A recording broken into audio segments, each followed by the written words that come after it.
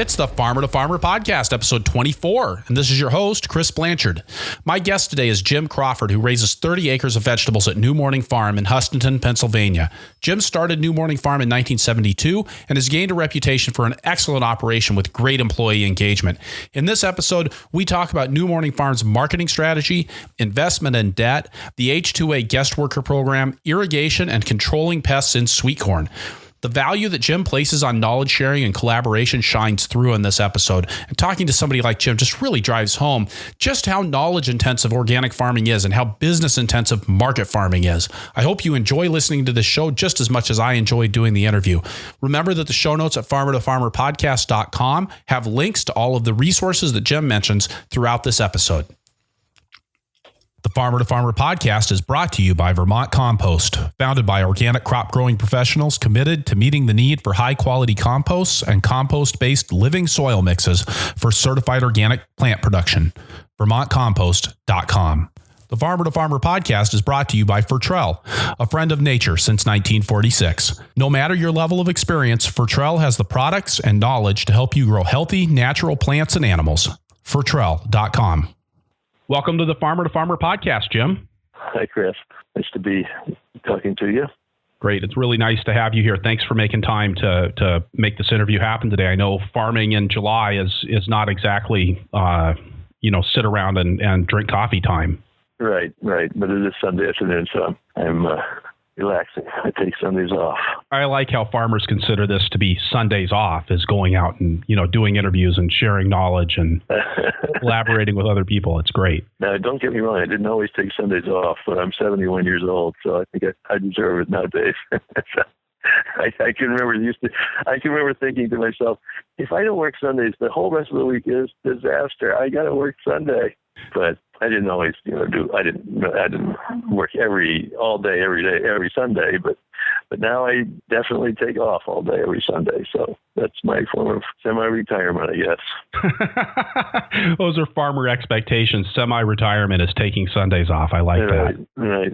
So I'd like to kind of set the scene here with just giving us some insights into New Morning Farm and what that operation looks like. So how big of an operation is New Morning Farm? Well, we're not a lot of acres. We own about 95. We rent about 100, but we only farm about 30 actually out of all those, 30 to 40, depending on whether you count cover crops. Probably more like 40 with cover crop rotations. So anyway, we are pretty small acreage relatively. We grow a lot of different crops, about 60 or so, just about every garden crop with the exception of melons and sweet potatoes. That's what I usually say. Just about everything else we do cover. We are a retail marketing, direct marketing business. We always have been since the beginning. And but we also do a wholesale through our cooperative, which is Tuscarora Organic Growers.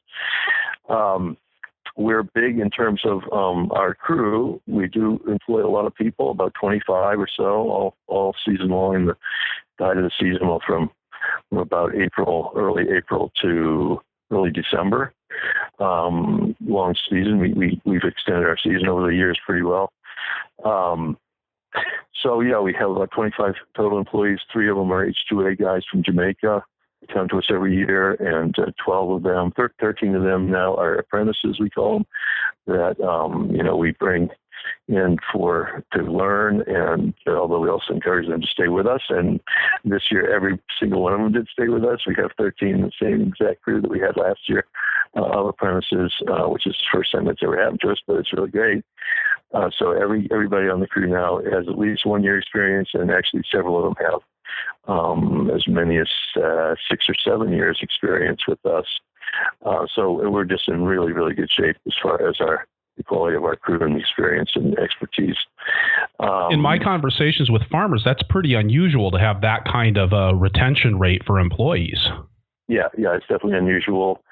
We've always had relatively good success with that because we really prioritize it and really try to get good retention. We really try to keep people, at least for more than one season. I always start out telling people who apply, we really hope you can stay with us more than one season. It's just such a huge advantage to us when we don't have to train a whole bunch of people from scratch every year. We have had some years like that.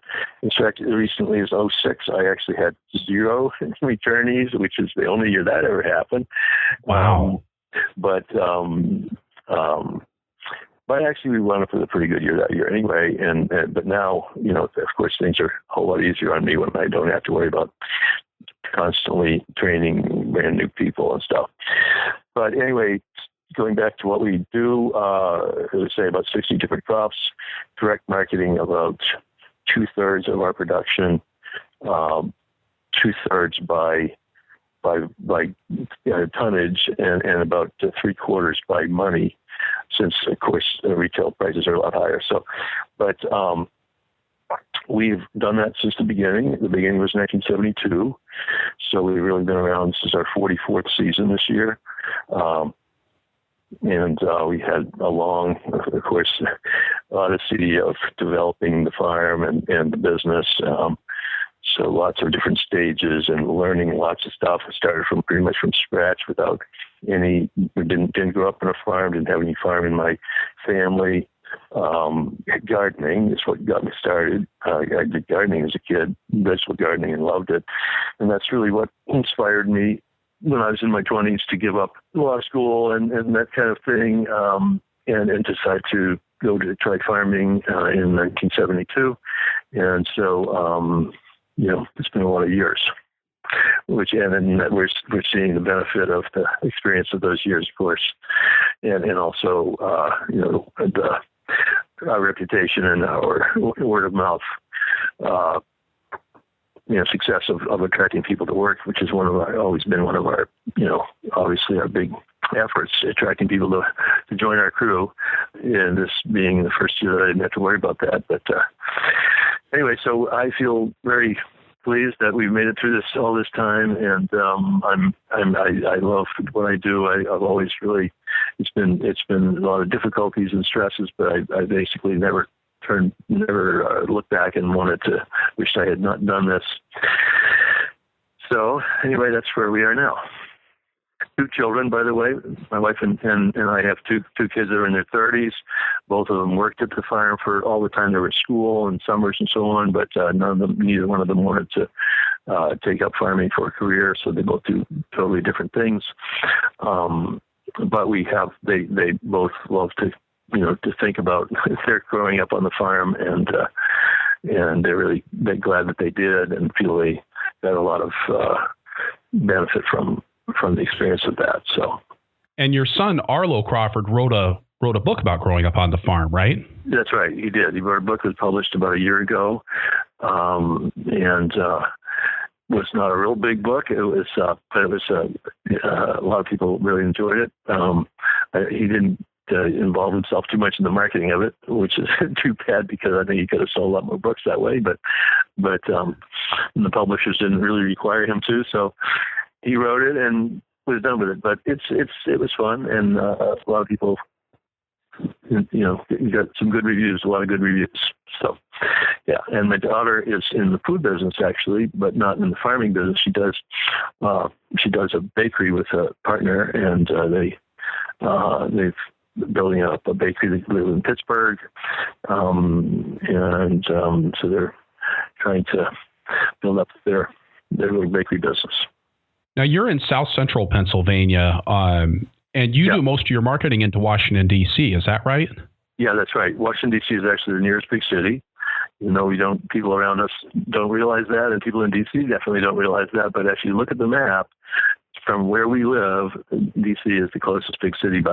Baltimore's about a mile further, and Philadelphia is, somewhat further, probably 30 or 40 miles further. Pittsburgh is 30 or 40 miles further. So we're right in the middle of Pennsylvania, and D.C. is down the interstate about 120 miles.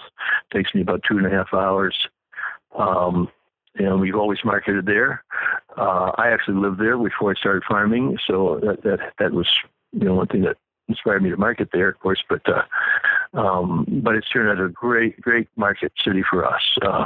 The kind of demographic, the kind of people there have always responded to us really well and want what we sell. So So we're really glad that we're connected to Washington, and we've been connected all those years. We have lots and lots of, really steady, loyal customers in the neighborhoods, and lots of personal friends. And so it's definitely a good thing, even though we really wished the first few years that we were marketing closer to home, but finally after a certain number of years, we realized actually, we're really glad we have DC because it's such a good place for doing what we do. I mean, there's so much appreciation for what we do. So I think that appreciation and just that we found this when we started marketing from our farm into the Twin Cities, Minneapolis, St. Paul, which was 2.5 hours, 3 hours away for us, and it was just an infinite market. We didn't have to worry about tapping it out. Another farm starting up wasn't a real challenge to us. I imagine you found the same thing in DC. Yeah, really. Now, and just in the last few years, this explosion of farmers markets. When we started, and actually for at least 20 or even 30 years after we started, there was almost no other farmers markets in the whole city of Washington, believe it or not.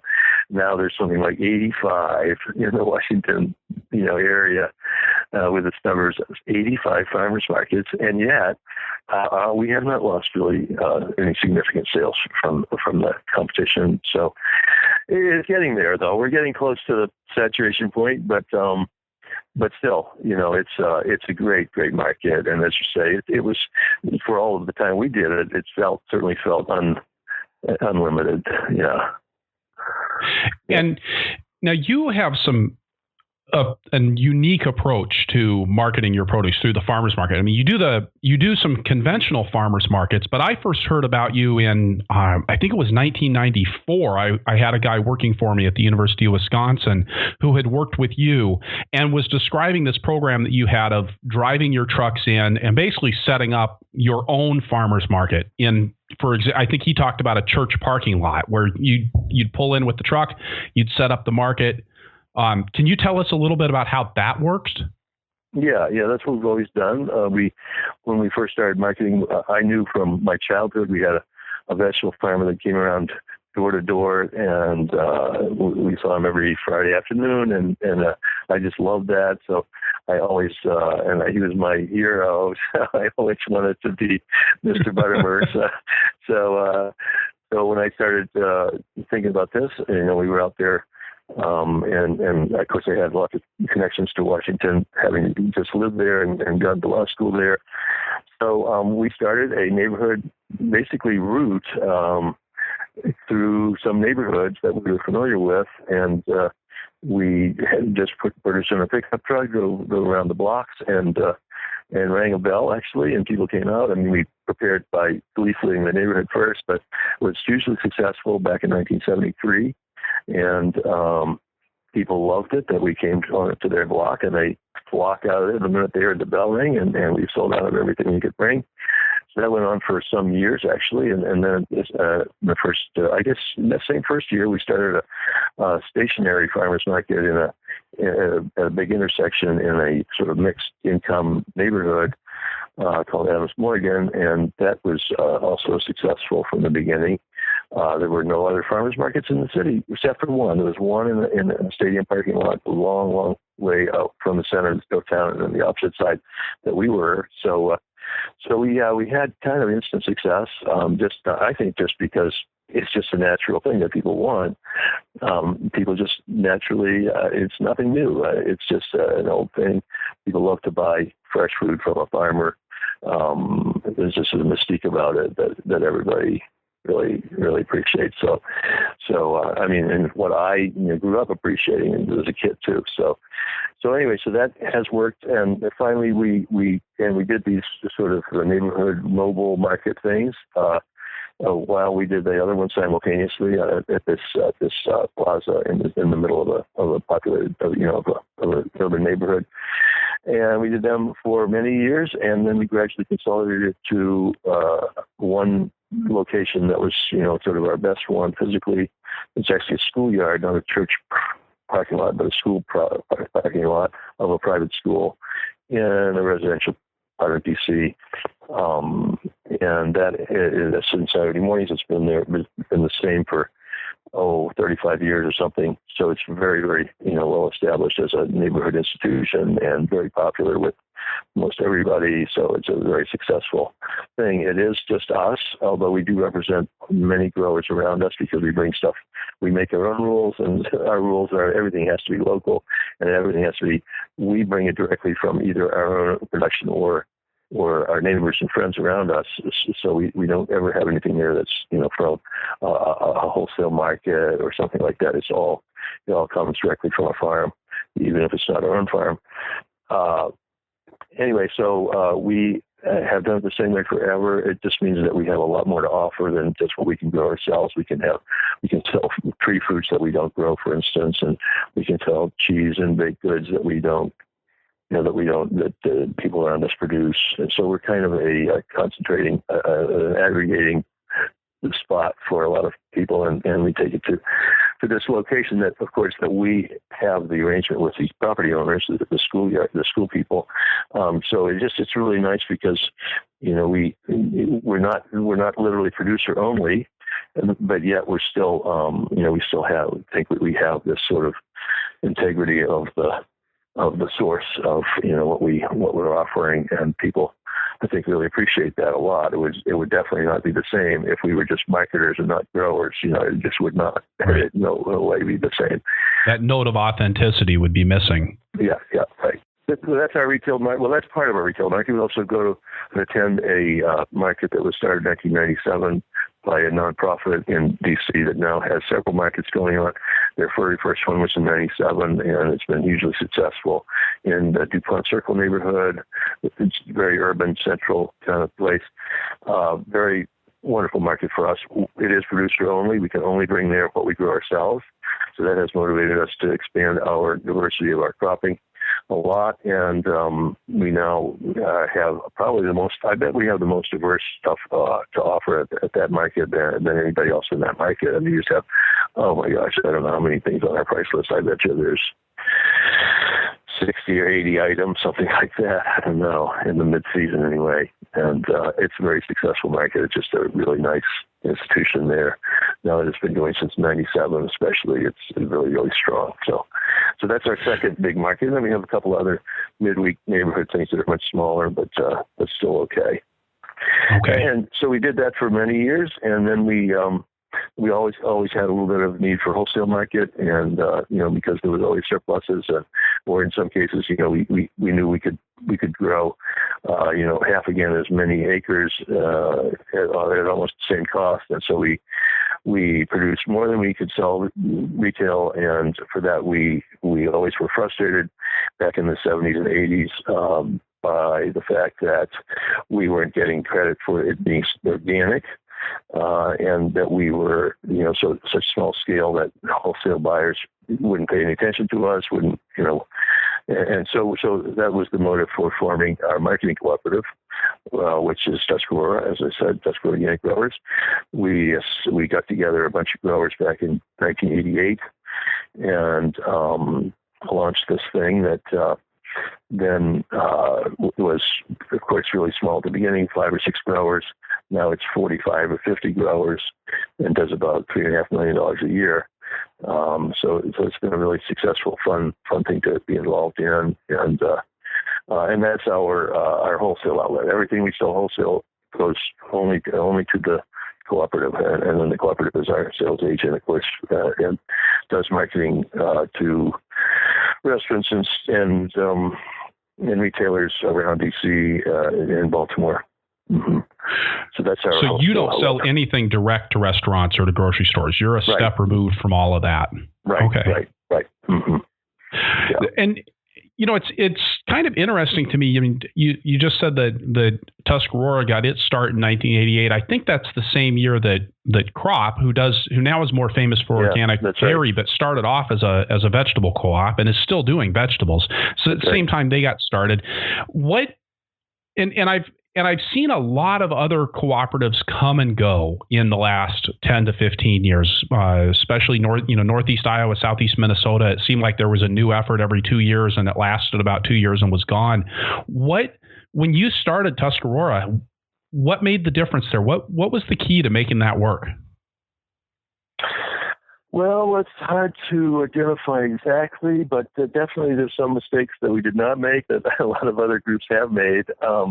I think the tendency, maybe it was sort of an attitude, because the tendency is to think of a cooperative as a sort of an altruistic sort of community,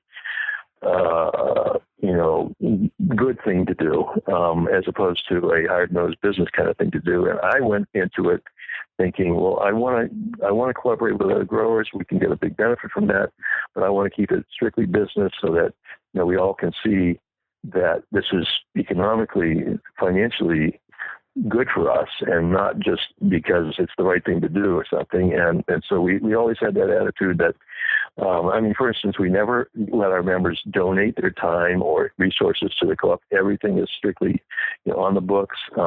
If anybody works for the co-op, they get compensated. Any benefits that we get, are strictly business. So that, I think that was one of the things that has kept us strong. But also, I think that we just have had a really great group of growers from the beginning, just partly by luck and partly by demographics. There's lots of Amish and Mennonites around us, and many Mennonite families have been involved with us, and so there just tends to be a little bit less sort of a competitive, dog-eat-dog attitude amongst the growers, and very much a cooperative spirit amongst our group. And most of us have been with, we haven't lost many members over the years. So many of us have been involved with it for a very long time. We all just work together in a really constructive, thoughtful way. All the development we've done has been, sort of by committee. So, think, well, it must have been a disaster, but it never was a disaster. Our committee, our building committee has been, I don't know, we just have a really great sort of attitude. We all know why we're doing it. We're doing it to make our farms more profitable. We're not doing it because we're trying to give something up to the community or something. We're doing it because by cooperating and getting together, we get economic benefit. And we just really keep focused on that. And so and it's interesting too, because we're sort of culturally, we're all really diverse. There's Mennonites, there's completely non-religious people, there's college graduates, there's people who had 8th grade education, there's many Amish families. So we have this huge diversity religiously and culturally and politically, or whatever you want to call it, socially, and yet we all stay focused on why we're doing this together. We're not doing this because we have religious affinities or something like that. We do it because we know that it's going to make our farms more profitable, and I think everybody in the co-op would agree that it does do that. And so I don't know. I have seen a lot of co-ops that fail, and I think many times in my experience, it's been a lot of times where you get this sort of martyr complex. Somebody does a lot of work for the co-op and doesn't get compensated or doesn't ask for compensation. And so, then you get this kind of attitude, well, I've done more than you guys have, and I should be getting more out of this, or some reason why it creates personal animosities, and we just never had that. Oddly enough, we have never had any significant personal animosity amongst our group or our board. We're run by a board of nine of us, and then about 45 fairly active members. I really like this idea that you're paying people for their time, because I think it's something I've seen happen in a lot of these cooperative marketing efforts is the growers expect them. They don't really see it as an investment. The growers don't see it as an investment. So they're looking at it as being an expense and wanting to absolutely shrink down the margins of the co-op to such small levels that it's almost impossible for the place to run. And it's because they're not looking at it as being, this is actually facilitating us getting what we want. It's an investment rather than just an outright expense. Yeah. We've always taken the attitude that one of the best things about the co-op is that we can hire staff, and the staff does the work for us and does the marketing for us. And that's the reason we want the co-op, is because then we have this agent that does this marketing for us, and we do not have to do it for ourselves. So, we always understood from the beginning, we need employees that are good employees, and we need to compensate them. So we keep good employees and have the staff doing the marketing for us, and the members. The whole idea is that the co-op is there to do the marketing so that the members can stay and work their farms and not do marketing. So that just was sort of an attitude we always had, and I think it was really helped us.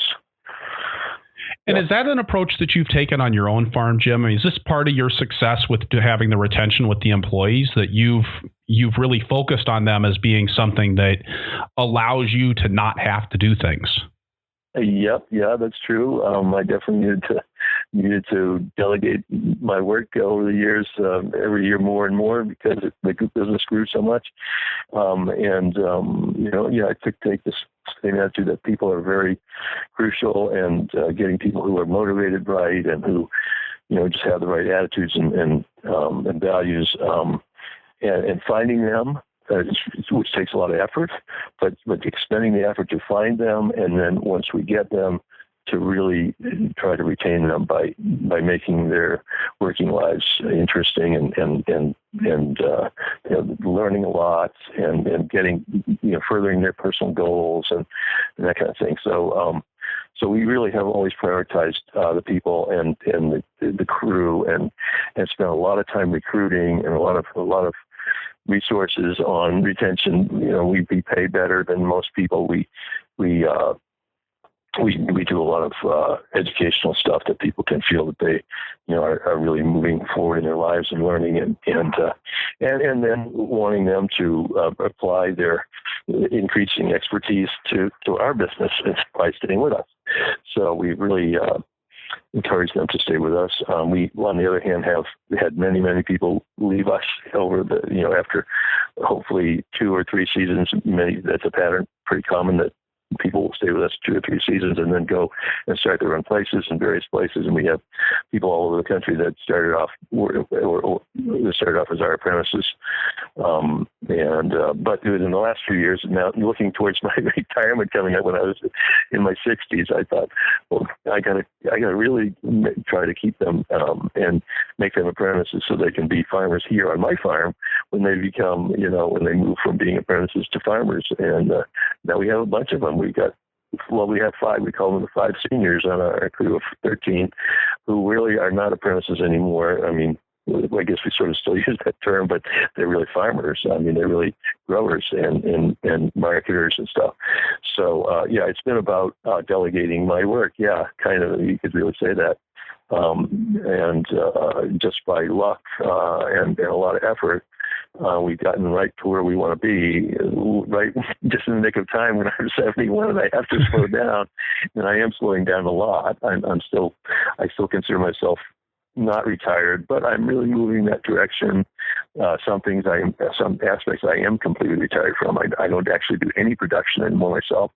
I stopped doing any production about 2 or 3 years ago because I really want the crew to feel that they're on their own, that they can make all their own decisions and figure it out themselves. And of course, they were my apprentices for years before that, and so they developed the expertise and the confidence, and now they have taken over the production. I still work full time, but I'm in the office almost all the time doing all those ugly things that none of them want to do, like insurance and payroll and taxes and responding to government inspectors and things like that. So I still am full-time employed by that stuff, but there's a lot less stress on me, and I don't have to multitask like I used to when I was on the tractor, half the time and in the office the other half or something like that. So I'm really pleased with the way it's moving, and it's mostly because I just got lucky and got some incredibly good people to help me and to take that delegation and run with it. So. Well, but I mean, you say you got lucky, but I mean, and of course, everything has a little bit of luck to it, but usually luck comes to people who make the opportunities, make things happen in that regard. And it sounds like you've done that. I'm going to ask a question about the apprentice program. When you say you've got apprentices, what what does that mean? Are these folks that are living on the farm? Are they? Yeah, we've got housing for all. Actually, we have housing for 16 people besides my wife and me. So, wow. Yeah, we have a lot of housing. A couple of houses are rented. Yes, a couple of houses are owned by us, three or four. So yeah, we house them. They come to us. New ones generally come in the spring, of course, although occasionally we'll take somebody in the wintertime, but usually they come in the spring, new ones, and we require them to stay to the end of the season, which is basically Thanksgiving or so, as a minimum. And we also tell them at the outset, as I said, we really hope you will think about this as a multi-year apprenticeship, and so they do think. I mean, we just spend a lot of time interviewing people when we see we've got a live one that we really want to get. We just spend a lot of time talking about the idea of staying with us and taking this as a real job, as a serious thing, and not just something that I just want to see what this is like, or fool with it a little bit, or but we're really looking, in other words, for people who are serious and want to make a career of this kind of work. And so yeah, it's true. We do consciously, as I say, make an effort to find really good people, and the ones that are really motivated and really serious. And the whole program is just totally geared to describing it accurately and making it attractive, and then following through and keeping it attractive. One of the best things I think that we do, that everybody, all our apprentices tell us that they like, is the fact that we give everybody responsibilities right from the beginning. We don't think of them as just direct labor coming in. We think of them as joining a team of managers. That because a farm like us, being as diversified and doing all the marketing and everything, is so complex, it needs a lot of management. You always hear this term, labor intensive. Well, we are management intensive, and I think that's really true of most farms like us. It's just that a lot of times the farmer doesn't realize it, but you need a lot of management. If you're going to do a professional job of growing 60 different crops, you need a lot of managers. And if you're going to do marketing, retail marketing of $1 million a year, that's what we do, something like that. You need a lot of managers for that. You don't just need a bunch of grunt laborers who come and go, who you replace every year. Oh my gosh, it'd be a nightmare. So we just kind of realized a really long time ago that we needed a team of managers, and that's what our apprentices really are. And when they come with the right attitude, you can give them responsibilities at the beginning, and they start making decisions right away, just by common sense. And we always tell them that it's not. You don't need to know if you're the carrot manager. You don't need to have a long experience managing carrots. You just need to pay attention and pay attention to your crop. We have a system of crop managers where every one of our crops has one of the apprentices is responsible for it, and we just say, the main thing is pay attention. And see what this crop is doing, and ask the right questions, and build up, as quickly as you can, expertise to the point where you're the carrot expert. And they respond to that. Really, they love that, and because they feel like they're using their heads, they're making decisions. They're involved. It's their thing. They get identity with it. It really works well. So I love the process that we have. We call it crop managers. It's really more than just crops, though. They also have processes they manage, like irrigation and weed control, pest control. So yeah, at the beginning of every season, we sit down, we divide up all these tasks. We have it all in a format with lots of areas of responsibility, and everybody sits down and negotiates around the table and winds up with their little group of jobs and crops for the season.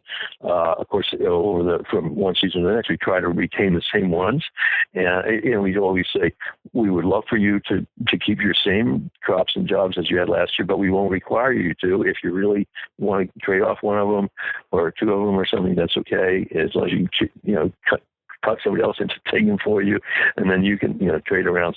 So people their jobs do vary from year to year, season to season, but in some cases they stick with these same crops and jobs for for many years. The person who grows potatoes for us is actually, she's now actually has the title of field manager. She's really the tractor operator and equipment operator, but she started out being the potato manager, was one of her first things. And here she's been doing it for something like 7 years now, and she grows great potatoes. I mean, she knows how to grow potatoes way better than I do, because she spent 7 years, focused on being the potato manager. And so she gets a lot of pleasure out of that. She gets a lot of pride out of being a potato grower on this farm. That she's the expert. And so that plays out with a lot of other people, with most everybody on the crew, really. And that's what they always say they like most about being with us, is that they have serious responsibilities and this sense of ownership of their crop or their job or whatever. So how does that work at a functional level? If you've got somebody who's in charge of the tractor operation, somebody else who's in charge of irrigation, and then you've got somebody who's in charge of carrots. When you say they're the carrot manager, what are their responsibilities as the carrot manager? Because it doesn't sound like they're necessarily the person who's out there spreading the compost ahead of planting the carrots. Right. No, definitely not. I mean, the field manager is responsible for fertility and tillage and all those kind of major processes, and so the field manager does the planting, but the crop manager gets involved in, for instance, variety selection. Maybe not the first year, well, definitely not the first year, but say in the second year, the crop manager might get with the field manager and say, I like this aspect of this variety. I think here I found this other one that would be a better solution. So the crop manager does get involved at the beginning. But it doesn't do all the tillage or all the fertility stuff. But discusses it with say the field manager, and then as the crop gets planted and then gets taken care of, the crop manager is kind of like the advocate for that crop, sort of focused on that crop. So that every crop has somebody who is focused on, each person only has maybe 3 or 4 crops at any one time, out of the season, strawberry season, of course, is only 3 weeks in June. So that's over with. And then that same person will go to raspberry, say, whatever. But anyway, so the crop manager follows what's being done with his or her crop, and so advocates for it, and goes to the pest control person and says, hey, don't forget, I'm having this problem with my crop, some pest problem or some disease problem. And the pest control person works with the crop manager. So there's kind of redundancy, you could say. There's definitely, more than, it's basically 2 people, at every juncture. But one of them is always the advocate for that crop. So that crop does not fall between the cracks, which is so common when you have this kind of diversity of crops. I watched it happen on our farm, for the first many years, that, many crops would just fall through the cracks and nobody would be paying attention. So we said, well, if we're going to grow it, we got to grow it professionally. If we're going to grow it at all, we want to grow it profitably and professionally. And that's going to take attention and management. And every crop is unique, has different, has unique needs and needs cultural practices and pest control practices. So we need one person who just thinks about that crop and is the one who always says, this one, this day, this crop needs weed control or pest control or harvesting or whatever. And so, it really helps us to keep our crops profitable and professionally done. We would never grow a crop that did never grow up that year.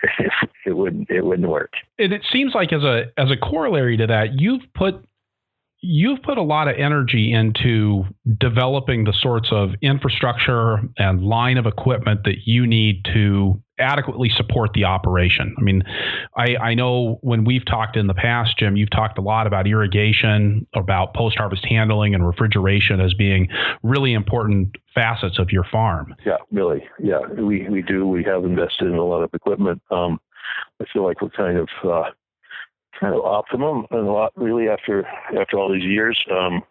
We just have been persistent about upgrading stuff and getting the best technology for our scale, which is just still a small scale.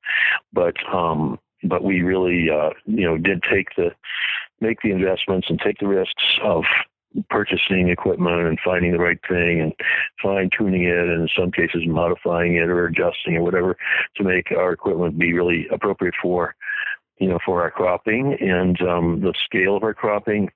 Of course, we're really small scale on every crop. We don't grow more than a couple acres of any one thing. Well, except for sweet corn, that one we grow maybe 4 or 5 acres, but there's no other crop that has that many acres. So really, we're really small scale, and so some things, of course, are not appropriate. I mean, we can't have a carrot harvester, for instance, because we just don't grow enough carrots to justify that. But we try to do it, as professionally and efficiently as we can, even though we don't have a $20,000 carrot harvester. So yeah, we definitely do prioritize equipment, investing in equipment, and the money it takes, the capital. We're pretty capital intensive. We've got debts. We've always had debt. We're not afraid of debt at all because we know it makes us more profitable. As long as we can afford our payments and the cost of the capital, the interest, then we know we're on the right track, that our investments are good. And of course, what we have to know from our experience with the crop of what the investment, is going to give us back. And that's really hard to do the first year or two. But if you really keep paying attention and thinking about that, and being willing to put in the money by either using your own or borrowing it, then you will get, you'll eventually get the right equipment to do things efficiently, and that's really important.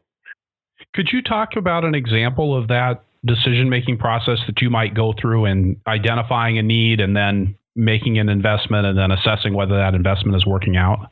Oh, yeah. Well, let's see. I mean, there's so many. I'm trying to think of a good example, the best example of it.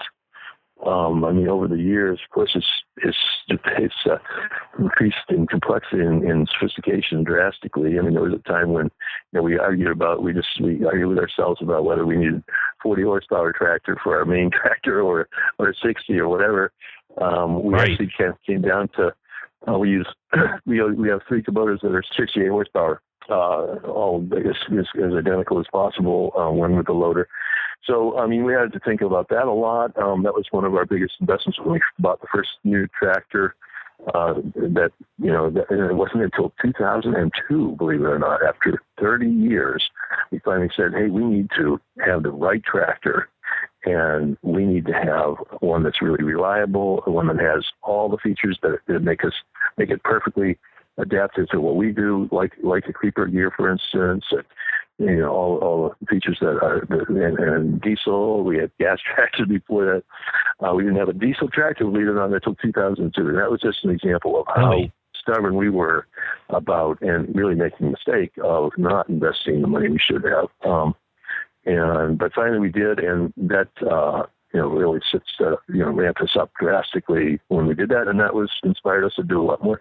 We did a lot of investment in equipment before that, but really it took us that many years to really kind of make the leap and say, a $30,000 tractor is justifiable for us, and certainly in the last 13 years and so too, we really proved that it is. And it has ramped up our production when we went to that. Yeah, you said that was something that out of stubbornness you didn't do it, but was it also that it wasn't the right investment to make for those first 32 years, or is that something that if you could have done it 10 years earlier, it would have been better? Yeah, it would have definitely been better at least 10 years earlier, maybe 15 or so. Not at the beginning. No, definitely not. I mean, that's a good point. We could not have justified it in the first 10 years of our business for sure. Of course, things have changed a lot since we started farming. When we started farming, there were no models to look at. There was just, or at least not anywhere near us geographically. So it was really hard to know what was the appropriate, say, tractor for us, and we just were kind of in the dark. Whereas today, young growers starting up can look around and see a whole lot more examples of smaller scale vegetable farms around in the Northeast, for instance, and can see other people, doing things and can be apprentices on a place like mine, and see then, so there's just the models are out there now that weren't there before. So for our first 10 or 15 years, we were so much in the dark about questions like that. What's the right tractor for us? We just really didn't know for sure.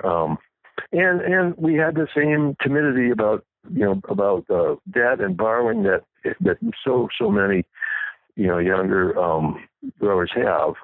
We just didn't fully realize how important it was to, we had to spend money to make money, and we had to or borrow money to make money. And we sort of knew it, but we didn't really know it until just the last 15 or 20 years. And we, for instance, a vacuum seeder. We bought a vacuum seeder for the field, 4-row Mattermax vacuum seeder. We did that finally in 1996 or 7, I think, something like that. And that was $6,000. And I can remember thinking for that, no way would I ever spend $6,000 on a seeder. This is not, we just don't have that kind of money. No. And, but of course we could easily get our hands on that kind of money. So, we spent it and, we borrowed it or whatever. And it was a huge improvement in our efficiency. And, so that's been the experience with everything we bought. There's definitely a few that were, more outstanding that way than other things. That was one of them, that vacuum seeder. So could you go into that a little bit? How did a vacuum seeder make a big difference on your farm? What were the practical outcomes of that for you? Well, okay, we were doing our seeding with Planet Junior units. We actually, we used push units, 1-row push units, for actually many things for many years, to get just rudimentary improvement in our seed spacing and stuff like that. But of course, it doesn't singulate the seed, so you still don't get good spacing that you can avoid thinning and stuff. So we did that for quite a few years, Planet Juniors, and then we realized that we were spending an awful lot of time in thinning. And we weren't getting, the stands that we wanted because we didn't have the seed placement that we needed. And so we looked at different options, but we came down to realizing that a vacuum seeder that, is operated by PTO that, feeds the vacuum and sucks the seed up to a plate, was going to singulate the seed and place it very precisely and depth precisely. And so, and we got much better stands, and we knew we would. By the time we bought that thing, we knew it was going to solve all kinds of problems for us as far as, establishing the crop. And, as soon as the one that actually inspired us the most was sweet corn, because we were growing sweet corn for many years. We knew we had to grow it because our customers really wanted it, and it would made us more popular in the market. But we could not grow it properly because we couldn't get really good stands. We would plant and we'd get seed spacing, 2 seeds here and 5 inches more one, and then 15 inches more 1 or 2, and then, you know what I mean? That's what a Planet Junior will do. And so we knew, and we looked at corn planters, that the other kind of farmers use, the old fashioned that do singulate the seed, but they didn't handle sweet corn seed very well, because of the shape and of the seed. So anyway, we just knew that we could get much better luck with our sweet corn if we could plant it with a seeder like that, and it did drastically improve our stand. We didn't have to thin our corn anymore. We used to thin it with hose, to get the spacing right, and we did that for many years.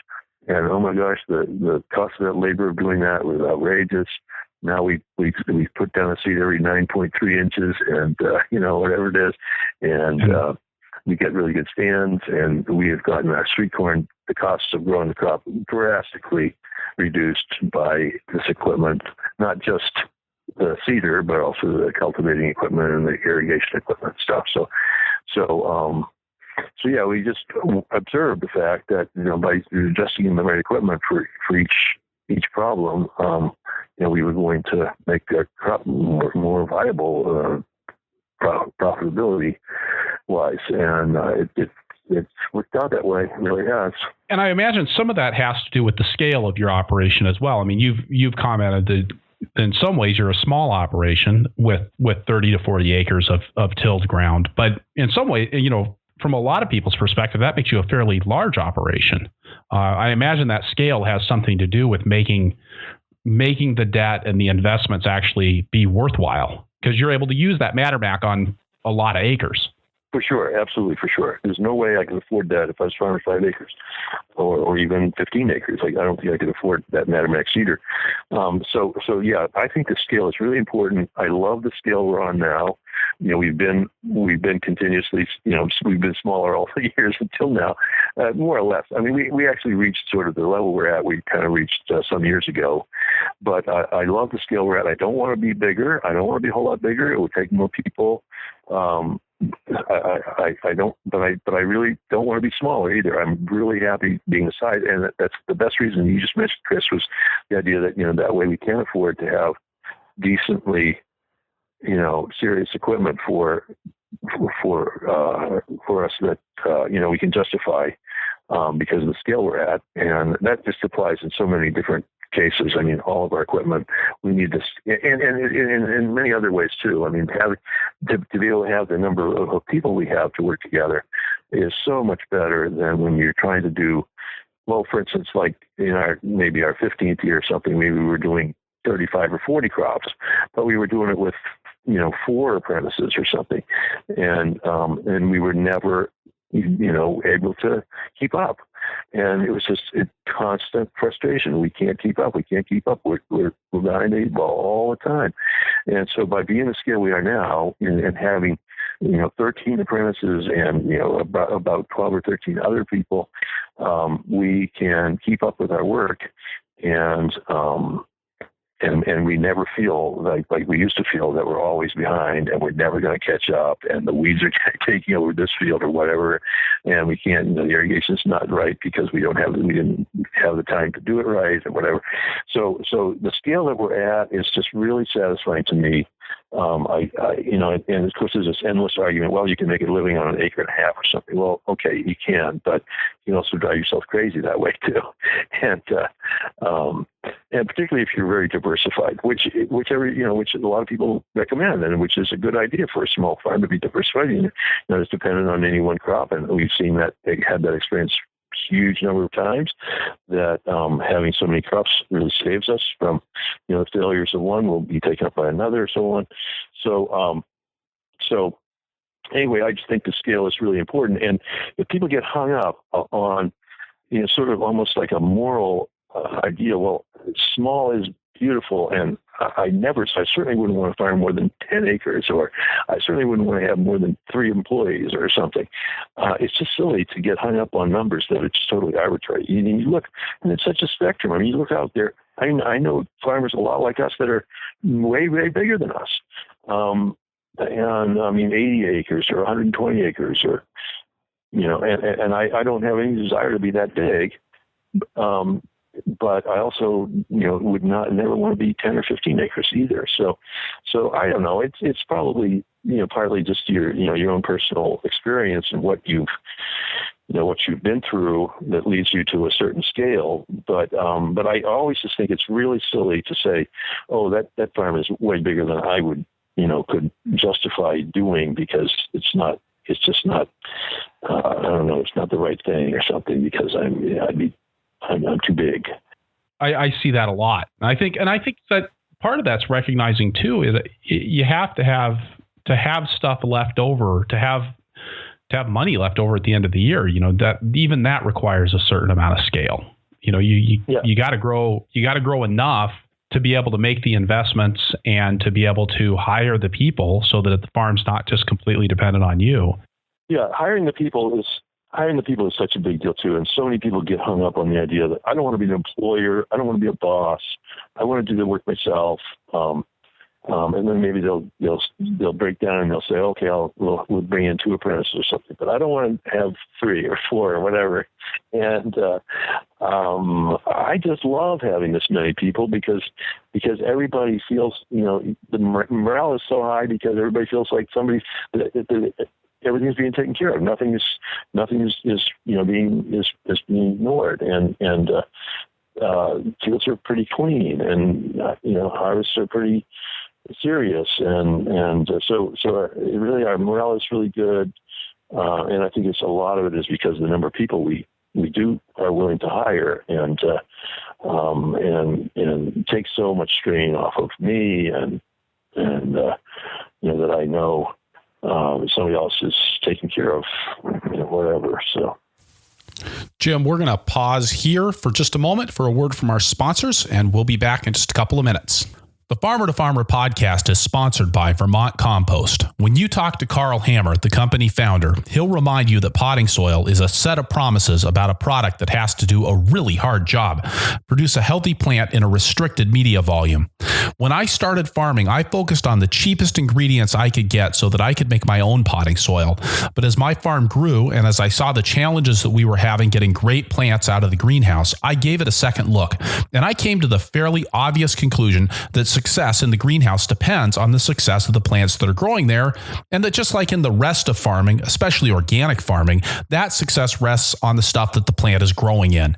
The cost of your potting soil isn't insignificant, but it's a small cost relative to plant material, heat, and labor. And if the media fails, the rest of the enterprise is a sunk cost. So get the media that works year after year after year and grow some great transplants. VermontCompost.com. The Farmer to Farmer podcast is brought to you by Fertrell, a friend of nature since 1946. The oldest producer of organic fertilizers in the United States, Fertrell has developed a reputation for excellent quality and service, and not just in growing crops. Fertrell also offers a full line of support for livestock producers, providing customers with recommendations for base rations that can be blended with their line of NutriBalancers, which are a special blend of minerals, vitamins, and direct-fed microbials to keep your livestock both well-fed and well-bred. They can also custom blend minerals to meet your specific nutrition needs. In the same way that soil provides a foundation for plants, you need high-quality support for your livestock, whether that's dairy or beef cows, poultry, horses, or alpacas. I like that Fertrell isn't just a fertilizer company. They're drawing on a wider variety of knowledge and applying their principles in a broad context that provides ample opportunities to observe the validity of their approach. Fertrell, better naturally. Fertrell.com. How has some of this scale started to play out as you've been interfacing with organizations like the Food and Drug Administration around food safety or other? I know you're at a size and you're in a location where I think you tend to attract the interest of regulatory agencies with your proximity to DC, but also just your visibility in the marketplace. Do you feel like your scale has made it easier or harder for you to interact with those regulations? Well, I don't know. It'd be hard to answer. I mean, our biggest problem of that kind of thing is labor inspections, and that's because we're on the H2A program. Their policy is specifically to inspect farms that choose to do H2A for their labor, which is a visa program to bring people, farm workers from other countries. That's what H2A is, and we decided to get into that back in about 6 or 7 years ago because it was an alternative to having illegal, people from Mexico, which is such a common pattern. And we did it too for a while. We were very uncomfortable with it because we knew we were vulnerable to getting regulated and fined and stuff. Anyway, so the H2A program, though, does definitely lead to these inspections, and because it's very, very complicated, lots of rules about it, and you got to be on top of it. So it's a big trade-off. It's a wonderful program in many ways, but it's horrible in other ways because it brings the inspectors. So I don't think that our scale has anything to do with that. In fact, we're really small as far as H2A employers go, but we only have 3. I mean, plenty of growers who go to H2A, have a lot more than 3. And so it's kind of ironic because we're so small, these 3 guys, and yet, the whole United States Department of Labor comes down right on us and comes and enlists every tiny detail of our operation to make sure we're following every tiny rule, which are so many. So it's nightmare really in many ways, but the advantages of it actually outweigh that, because we have these fantastic farm workers from Jamaica and we love them. They're part of our family kind of, and they are incredibly good workers. They're just so incredibly productive in ways that I've never seen any American employees ever be. And they understand, farm work in ways that I've never, well, not never, but I rarely see with American employees. So, Right. so it's a great program, but it does have this huge drawback. And it's not because of our scale. It's just because we do that. It's because you're engaged with it. Yeah. Now the FDA, this is another thing. We did have this famous kind of labor inspection, or not labor, but FDA food safety inspection. It was actually not a formal inspection. It was definitely not that, but it was a visit, and it was very upsetting. But that, I think, was really because not because we're a certain scale, but because we are pretty visible, because I'm the president of the cooperative, and I think they probably saw that if they made an example out of me, that 40 other growers would take the hint, whatever. But that was a one-time thing, and that has faded, and I'm not that worried about it now, because that whole program has the FDA's farm safety, food safety on farms program has evolved in a good way. Now it's not finished evolving by any means, and it might still be really difficult and really problematic for us, but I think that we were targeted because of the co-op. That's my guess. I don't know.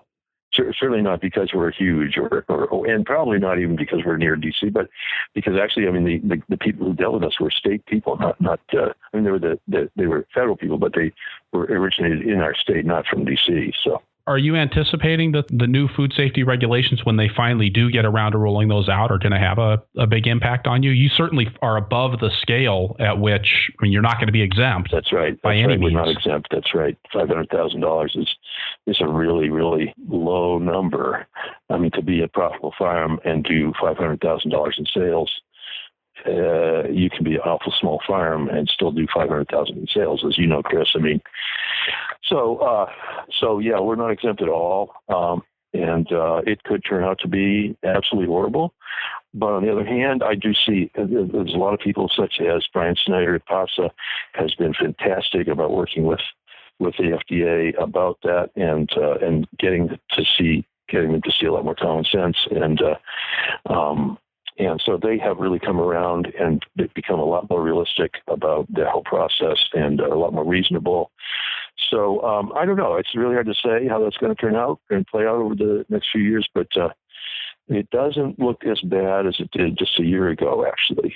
A lot because of what Brian Snyder and 2 or 3 other people like NSAC and a few other organizations have jumped in and really tried to support us on it. And so who knows? But let's just hope that it stays reasonable. Yeah. All right. Well, Jim, with that, I'd like to turn to our lightning round. A few questions that we like to ask everybody that comes on the show. Now, we talked a lot about the Mattermax seeder, and so I'm hoping that maybe there's something else that's actually your favorite tool on the farm.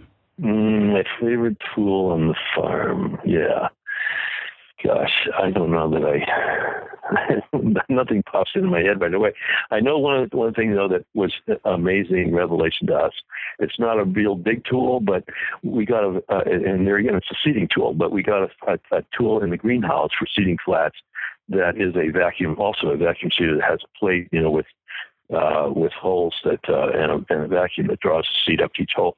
And we went for 30 some years without that thing, thinking that we couldn't afford it. It was like over $1,000. Imagine that, $1,000, so much money. $1,000, yeah. And we invested in that thing, and I bet you, in the first season we paid for it, 2 times over or 3 times over, and so it's relatively small and not a big investment in terms of total dollars, but it did not look affordable to us. And almost the minute we got it and watched how we could use it and what it did for us, we realized, oh my gosh, it's not just affordable. It's, we absolutely could not live without this thing. It just revolutionized our plant production in our greenhouse, which is a big deal. I mean, most of our crops were transplanted. And so that vacuum seeder, drastically improved our efficiency of creating, hundreds of flats, of seeded flats. And when I realized, gosh, $1,200 for that, or whatever, I think it's around $1,200. That's just what had such an impact. So that's sort of the one I think of a lot. But there's many, many others. I can remember when we first got refrigeration. That was a long time ago, of course, but we actually went for several years without a real cooler, and we thought we could manage, and that we didn't want to spend the money. It was going to be $3,000 to get a cooler back then in the 70s. Yeah, and when we got that cooler, oh my gosh, it just changed everything in so many ways that we didn't foresee. It meant that we could all of a sudden harvest, anything any day instead of having to harvest it all on Friday. So for the Saturday market, and things like that. So it just changed everything for us and made us so much more, it eliminated so much stress, gave us so much better quality of our crops at market because they could be refrigerated beforehand. We could be pretty cool and stuff. So refrigeration was one of our first big revelations, and irrigation was another one. And when we started out with this little tiny pump that we adapted for irrigation that cost $25. That's what the first irrigation pump we had. It was a used pump that was designed to put drinking water in a chicken house or something. We modified it so it would pump 50 gallons a minute or whatever at 90 psi or something, and we got it for $25, and we thought, oh, this is great. Well, we very soon realized, we can't really effectively irrigate with that thing, and we can't keep the water and get the optimum water on the crops. And so when we then went and we spent, I think it was a couple $1,000s on the first serious irrigation pump, which was a PTO powered pump, we just suddenly got to the point of being able to effectively irrigate, and our viability and our crop quality just drastically improved, and our stress level drastically decreased because we knew we were getting enough water to the crop. So there's just been many experiences where I can't say one favorite. I mean, there's a lot of equipment I look at and say, oh, that's so fantastic. I love that piece of equipment, but there's not just one. I don't know. There's many of them. Yeah. It's great.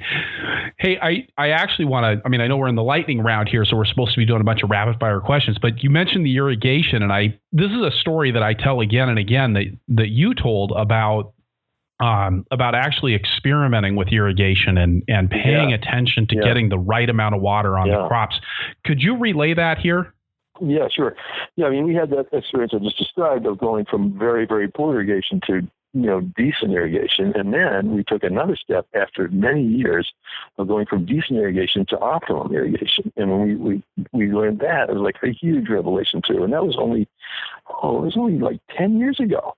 But we were drip irrigating like everybody, and we were doing that. And we thought we were okay. And we'd be out there saying, well, we got to run the irrigation for, 3 hours, 3 days a week. Monday, Wednesday, Friday, we're going to run it for 3 hours or something. And we did that, and we did it for years. And then we finally thought, let's see what it would be like if we really optimized the irrigation and checked the moisture level, frequently to make sure that we were getting really optimum. And of course, we found out all kinds of things by really paying attention that the soil type, there is a big variable in terms of how much water you need and how fast it leaches down and stuff. And the crop and the crop maturity, where you get drastic increase in demand for water when the crop gets bigger and leafier and stuff, and then it starts producing fruits and whatever. So we did this interesting thing. We started because we were transplanting beans early in plastic, snap beans, and we had I forget exactly a certain number of row feet. Some thousands of row feet of plastic with some thousands of transplants in there, and drip irrigation, of course, under the plastic. And so we did the first year, and we got 75 bushels of beans out of this planting, and they were really, really early, and we were thrilled, and we thought, this is great, got 75 bushels. So, but in the next year, I forget what exactly motivated us to do it, but we thought, well, what if we really paid attention to the irrigation better, and when we did, we improved it some, and we found that instead of 75 bushels, we got 125 bushels. So then we said, well, let's really, we just each year, each of the next 2 years, we just got more and more focused on it. And we had a person whose job was just to really watch it like a hawk and probe all the time and figure out, in other words, really getting it optimum. And we went from 75 at the beginning to 225 bushels from the exact same planting, the exact same number of row feet of plastic, the exact same number of transplants. And we tripled the yield from that same thing. Just through intensively managing your water. Right, exactly. And optimizing it. Not because, drip irrigation especially, you don't see it. It's all under there. It's kind of invisible under the plastic and stuff.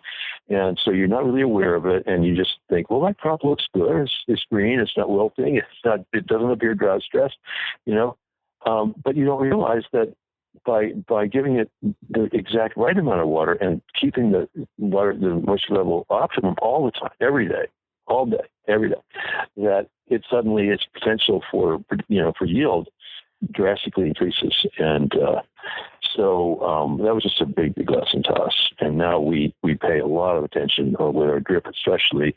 Overhead is so different. You're not trying, you can't maintain optimum moisture every day because, it's a cycle.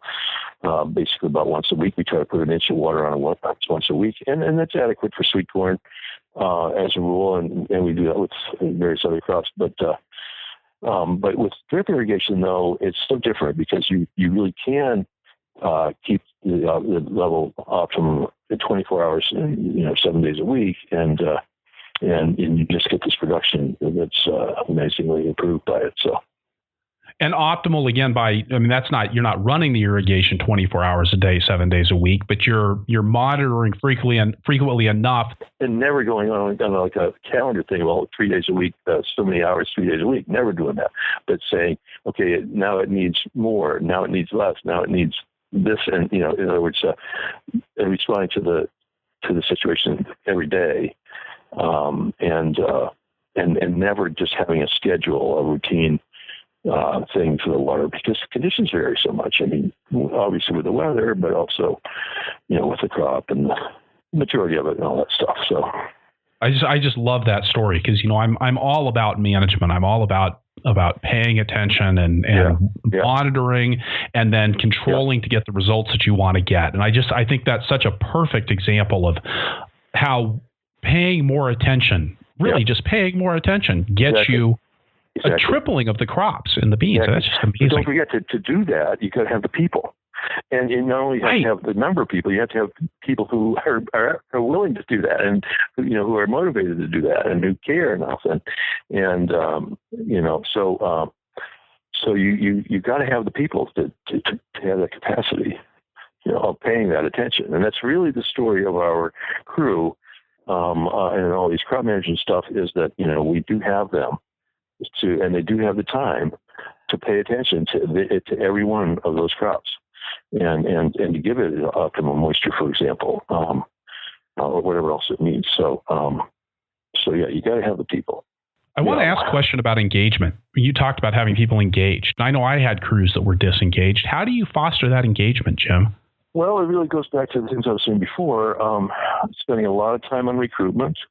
Spending a lot of time, looking at a lot of resumes and a lot of people and talking to them endlessly in the winter and the spring, whenever you're hiring.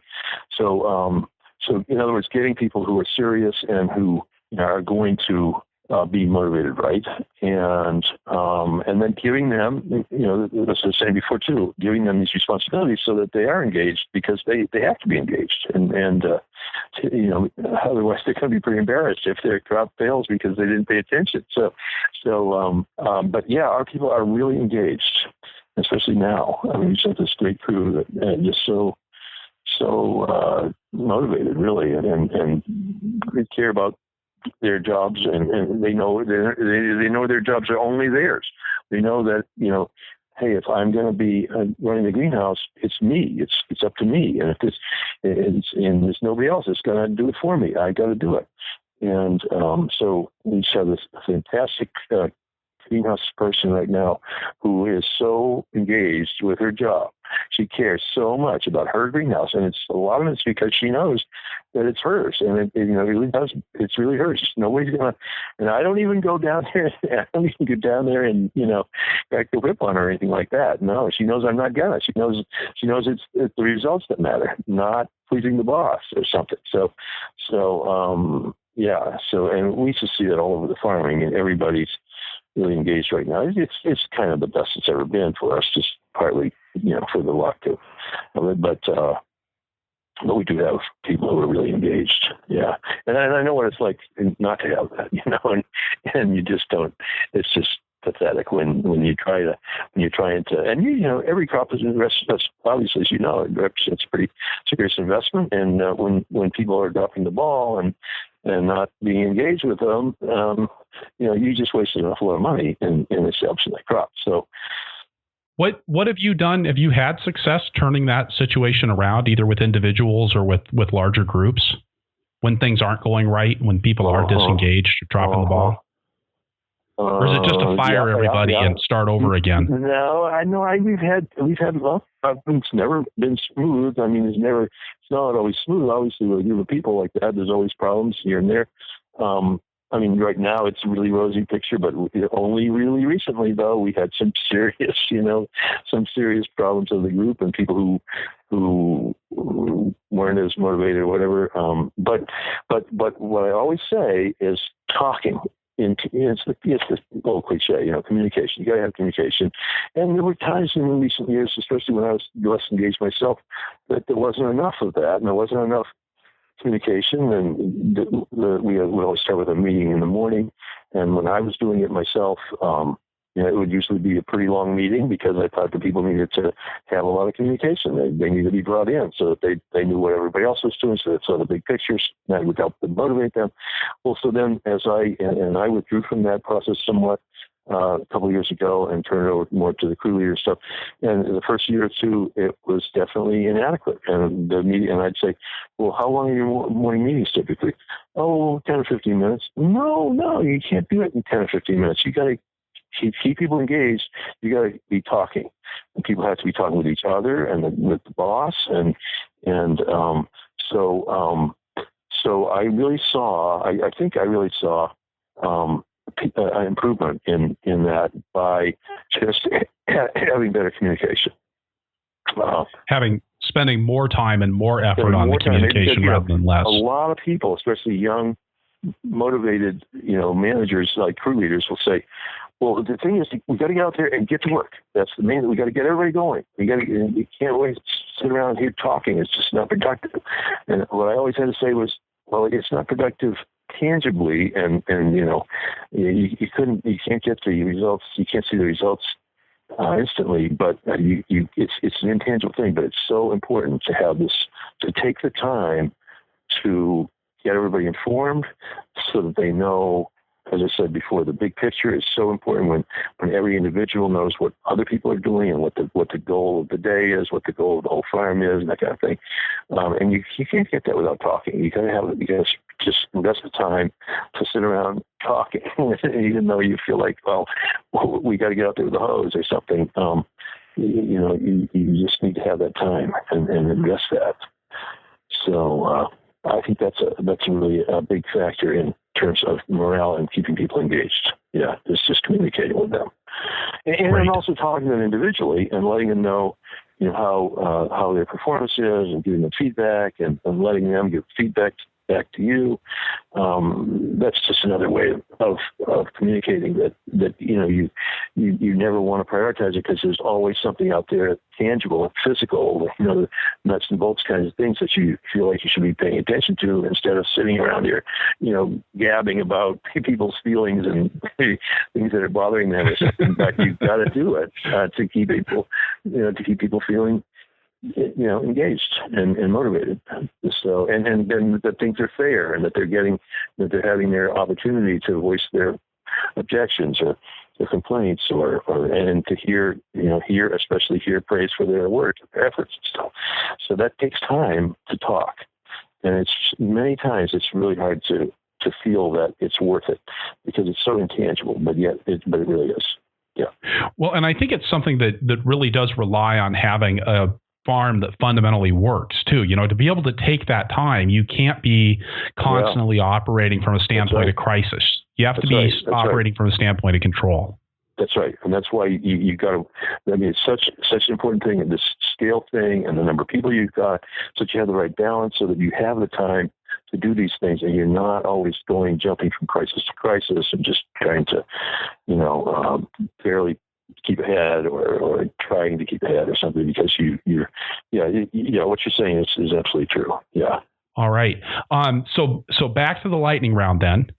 What's your favorite crop to grow, Jim? Oh, I knew you were going to ask me that, Chris. Gosh, I just don't think I have a favorite. I have many favorites. Sweet corn, I love to eat it. I'm really personally motivated by eating the stuff we grow. I get so much pleasure out of eating stuff that we grow. So, and I probably eat more sweet and tomatoes and sweet corn both. I just eat vast quantities of both of them, and I get so much pleasure out of it. So yeah, my favorite crops. I mean, and I don't think that they're our most profitable crops, probably, but I love both of those too.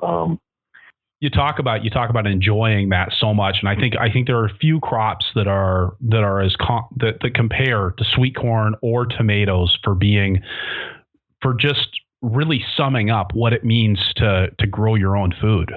To really be able to go out and grab that fresh corn off the vine or off the stalk and put it in a pot and have it, or to take that vine ripe tomato that's really a vine ripe tomato and take that into the house and chomp down on it. I actually couldn't agree more about the sweet corn. And we've had so many years of experience with it that we've gotten to the point where we can grow it with almost no worms and really beautiful, size and quality and tip fill and that kind of stuff. So we're really proud of it. And at market, for instance, is one of my favorites to sell because it's so beautiful and delicious and the customers appreciate it so much. So yeah, from that point of view, it's really a nice thing too. Any hints on the worm-free corn? Because I think this is something where we've come a long ways in the last 20 years. Yeah. Because when I worked for on Michael Abelman's farm out in California back in 1991, we actually went to farmers market. We guaranteed a worm in every year. Yeah, but I don't think you can get away with that now. No, we don't have many worms at all. Basically, it comes down to two processes. One for the European corn borer, which is really the ugliest, worst one. And for that, we actually the program we use is the most effective because it involves sprays and very specifically timed, just two in the course of the season for that planting. 2 sprays and a trichogramma wasp that we release. That's actually the strongest thing. We release a trichogramma wasp every week because we grow sweet corn every week, and a trichogramma of the right strain, which is called the Strinier, which is available from, for instance, IPM Labs in Southern New York. And we've been getting from them on a subscription basis every year forever. Very, very effective on the European corn borer. And the other one is the corn earworm, which is at the tip of the ear, which we use this thing called the Zeolator, which you get from Johnny's catalog, Johnny Selected Seeds catalog. We put it delivers a drop of corn oil with sometimes we put BT in it, but anyway. Yeah. like corn oil, or you can use various oil, but we use corn oil anyway. And that's a really labor-intensive thing, but it's also, if you time it right, it's very effective, so you don't get corn earworm. But the other thing I should say too, though, is trapping, because trapping so you know what the pressure is also hugely important. And we do that for both of those. Trapping to monitor, not to right. reduce the level of pests. Trapping to monitor, so you know when the pressure's high, and you know when you have to do these things, because we don't do the felating on every patch of every planting of sweet corn, because we know that the pressure's not there because the traps tell us, or it is there because the traps tell us, and then we go out and do it. We have really good success with that, and we don't have much worms at all. We used to have a poster about that, kind of like you said, a worm in every year. But we stopped reading that poster pretty much because we don't have a worm in every year anymore. And in fact, we get like sometimes it's 1 out of 10, but sometimes it's actually 1 out of 100 or something. It's amazing. We just really have control. So, the tools have changed so much in the last few years. I think there's just so many more. There's so much more available all across the spectrum of organic production. Yeah. Those processes with the corn mow and the worms, it is very management intensive, and you got to have a person who really knows how it works and pays a lot of attention to it and is doing it at the right time. And timing is so important. So it's not easy to do, but it's effective though. And it's not expensive, other than the time of the person. That's the biggest expense. But conventional growers go out there and spray their corn, 2 times a week or something with some pesticides, for the whole course of the season to keep the worms out. And we were out there 2 times in the whole season of each planting. And then releasing the wasp, which is no labor at all. There's no time involved in that at all. So, and the expense of it is really minimal. So it's not expensive, but it does take a lot of brain power, though. That's the thing. Which I think is kind of the definition of organic farming in a lot of situations. It's management intensive farming. Yes. So finally, if you could go back in time and tell your beginning farmer self one thing, what would it be? Borrow more money. Invest more money. Get out there and get the best equipment, and don't worry about spending money. If you're gonna run a business that that's going to produce an income, you've got to invest. And when you look around the economy and look at anybody else in any other business besides agriculture, of course everybody understands that. Anybody who went to business school, for instance, knows that, instinctively. You got to invest money to make money, and if you're going to build a business, it takes capital. And so that would definitely be my single thing to say to myself back there. Now, I'm not talking about the first year, because you're not ready to jump in and invest so much money when you don't know what you're doing, or when you don't have a steady market, when you don't have the expertise. But the minute that you feel a little bit more confidence that you have a system, that you have marketing down fairly well, then it's time to say, I am going to jump in and get the capital somehow or another. If I don't have it, I'm going to borrow it, and I'm going to buy the equipment that I need, and I'm going to employ them. I'm going to hire the people that I need.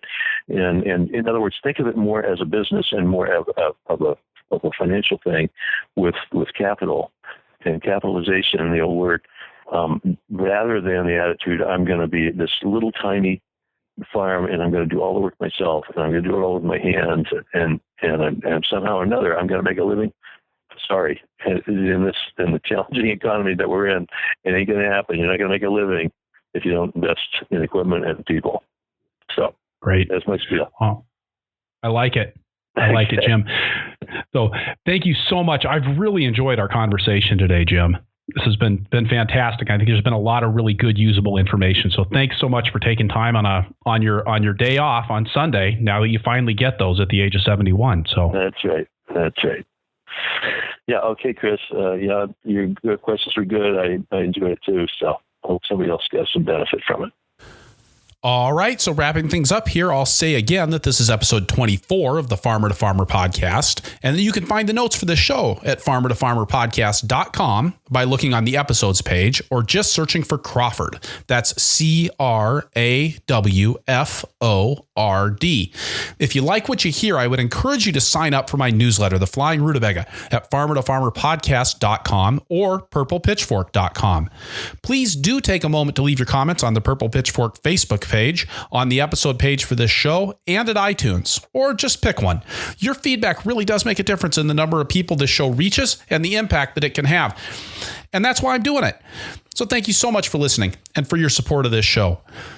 It's worth noting that this show does take a substantial amount of time to produce, and there's a lot of costs associated with it as well. Our sponsors like Vermont Compost and Fertrell for this episode, Osborne Seed Company, Second Cut Media, and Audible for previous shows really support this work. Accessing their web pages through the show notes pages and sponsorship page on my website provides them with a way to measure your engagement. And of course, so does mentioning that you hear their ads on the Farmer to Farmer podcast.